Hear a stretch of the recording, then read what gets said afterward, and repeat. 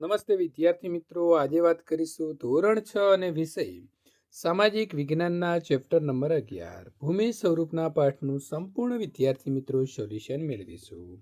એ પહેલા ચેનલની અંદર પ્રથમ વખત આવ્યા છો તો વિદ્યાર્થી મિત્રો ચેનલને ખાસ સબસ્ક્રાઇબ કરી દેવી।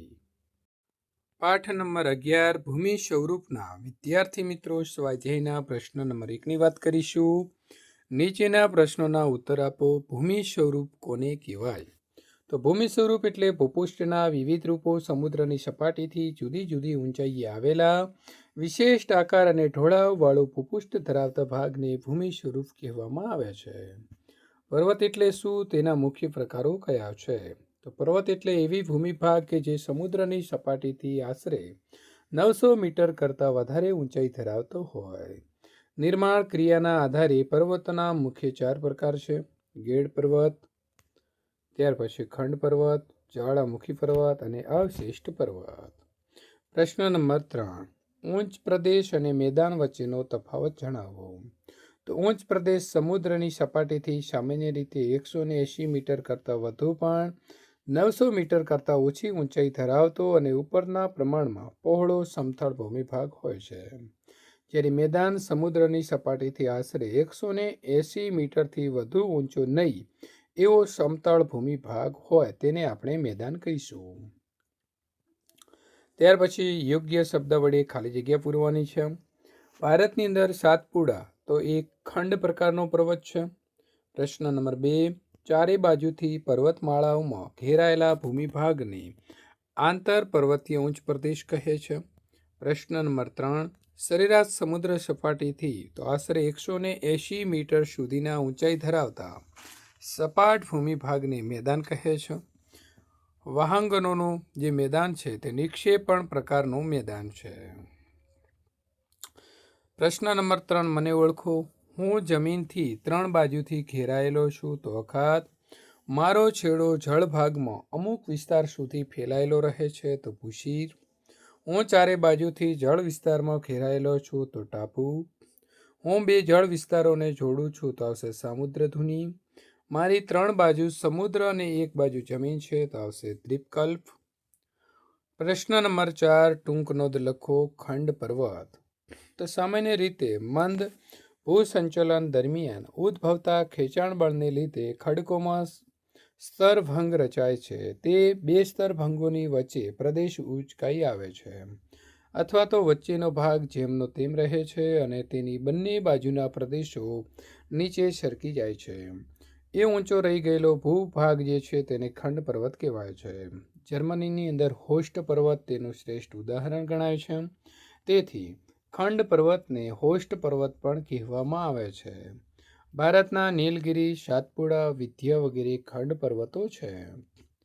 ખંડ પર્વતોની ઊંચાઈ ઓછી હોય છે, તે ભૂસપાટી ઉપર મર્યાદિત વિસ્તારોમાં પથરાયેલો હોય છે। ઉચ્ચ પ્રદેશનું મહત્વ જણાવો અથવા તો ટૂંક નોંધ લખો।